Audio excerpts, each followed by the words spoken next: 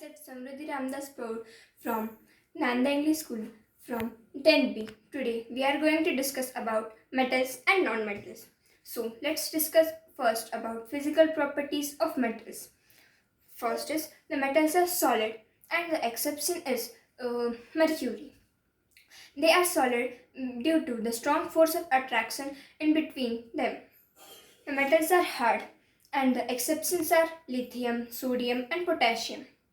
The metals are lustrous, means they are shiny. The metals are malleable, means they can be beaten into thin sheets. And the most ductile metal is gold and silver. The metals are also ductile. Ductile means the property of a metal by which it can be drawn into a thin wires. And the most ductile metals are gold and silver. The metals have the high melting points, but the exception is there. That is a gallium and a caesium. They are having the low melting points. The metals have high boiling points and they are a good conductor of heat. The best conductor of a heat is silver and copper, and the poor conductors are lead, mercury. The metals are good conductor of electricity, as well as they are good as well as they are sonorous. Sonorous means that they produce sound. Now, the physical properties of non-metals. So, the non-metals are solid or gaseous in state, but the bromine is the only non-metal which is liquid in a state. The non-metals are usually soft, but the diamond is the hardest non-metal in the world and it is the allotrope of a carbon. The non-metals are lustrous, but the iodine crystals are the only non-metal which is lustrous. The non-metals are not malleable as well as not ductile, and the non-metals which are liquid and solid have low boiling points, and then the metals which are bad conductor and the non-metals are also bad conductor of heat and electricity, but the graphite is the only non-metal which is good conductor of heat, and it is also the allotrope of a carbon. Okay, then the metals are sonorous, and then next, the chemical properties of a metals. The metals reaction with oxygen. So when the metals react with oxygen, they form metal oxide, and the example is copper. When copper reacts with the oxygen, it forms copper oxide or a black oxide. So we have learned that the metallic oxides are basic in nature and the non-metallic oxides are acidic in nature. But what are amphoteric oxides? You might have think about it, but we will discuss about it also. So the amphoteric oxides. Some metal oxides shows acidic and basic properties are called amphoteric oxide. In other words, we can also say that the metals which reacts with basic as well as acidic are known as amphoteric oxides. For example, aluminium oxide or zinc oxide. But the main point is there, that is the reactivity of a different metals with oxygen is different. So let's see that. Metals like potassium, sodium reacts very vigorously with oxygen and they burns when they are kept in open and they catches fire. And to prevent this accidental fires, they are kept immersed in petrol or kerosene. The metals like magnesium is heated. When heated, it burns. It reacts with the oxygen and metal oxide is formed. Then the iron is heated and it glows brightly. The copper is heated. It does not burn, but it forms the copper oxide. Or a coating of a black oxide. The silver and gold does not react with oxygen at all. But the metals like magnesium, aluminium, zinc and lead forms an oxide layer to prevent the further oxidation. They are also called as self-protecting metals. So the next is the metals reaction with water. So what is metals reaction with water? Let's see. Well, the metal reacts with water. It forms metal oxide and hydrogen gas is released.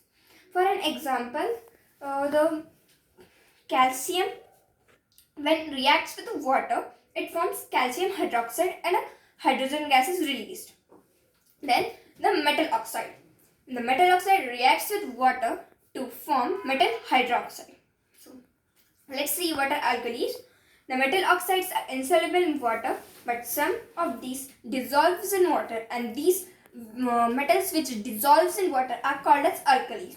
For an example, sodium oxide or potassium oxide which dissolves in water. Then the reactivity of a different metals with water is also different. So let's see.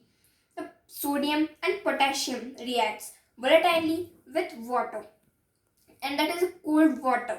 Okay, and it reacts with water to form sodium hydroxide and hydrogen gas is released. Then the calcium reacts less volatilely with water, and the calcium hydroxide is formed and the hydrogen gas is released. Then the magnesium reacts only with hot water and forms magnesium hydroxide.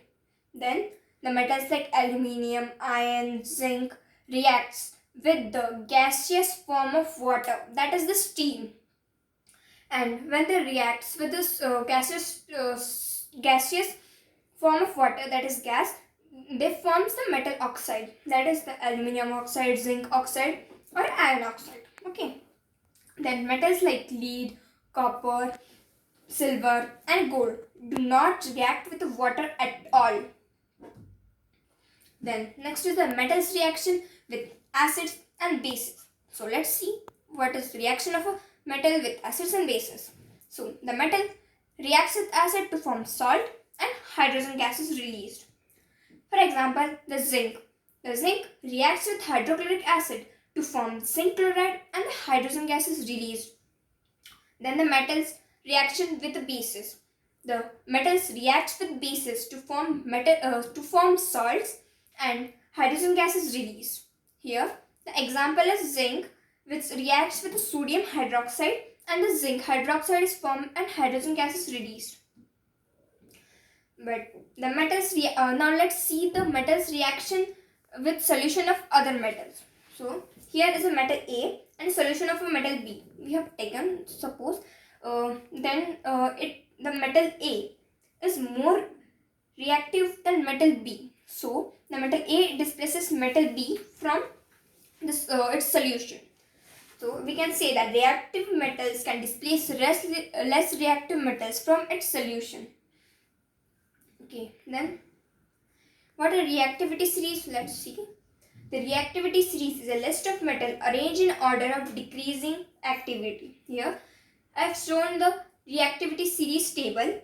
Here the least reactive metal is gold, then the most reactive metal is potassium. Like this, the series goes on, and the silver is more reactive than gold. Then the mercury is more reactive than silver. Like this reactivity goes on, and it ends till the potassium. Then the metals reaction with non-metal. Now here is the concept of an ionic bond or an ionic compound, we can see. So here I have taken an example of a sodium and a chloride. Here the sodium reacts with the chlorine to form sodium chloride. The formation of ionic bond is like this. The sodium, as we know, its atomic number is 11 and its electronic configuration is 2, 8 and 1. If the sodium loses one electron, then its octet will be completed. So the sodium denotes one electron, and there is another non-metal which is chlorine. and its atomic number is 17, as we all know, and its electronic configuration will be 2, 8 and 7. If it gains one electron, it will complete its octet. So here when the sodium gives the electron, it is called sodium cation, and if the chlorine gains the electron, then it is anion. Let me tell you why it is. It is because the number of protons and number of electrons are equal, and in sodium the number of electrons is decreased and number of protons are same. So the positive charge is created on the sodium, and on a chlorine it gains one electron, hence the number of electrons are more than a proton, so the charge created is minus charge. Okay, then the sodium denotes one electron to the chlorine, and hence the sodium chloride is formed. Now let's see the properties of ionic compound. So first is the physical nature. Ionic compounds are solid and are somewhat hard because of the strong force of attraction between them, and it is a force of attraction between positive and negative ions. These compounds are generally brittle and are break into pieces when the force is applied on them. Next is the melting and boiling point. So ionic compounds usually have the high melting and boiling point. Remember that. Then the solubility. The electrovalent compounds are generally soluble in water but are insoluble in solvents like kerosene or petrol. Then the conduction of electricity. The conduction of electricity through a solution involves the movement of a charged particles. Okay. The conduction of electricity through a solution involves the movement of a charged particles. Ionic compounds in a solid state do not conduct electricity because the force of attraction is more and the particles cannot move.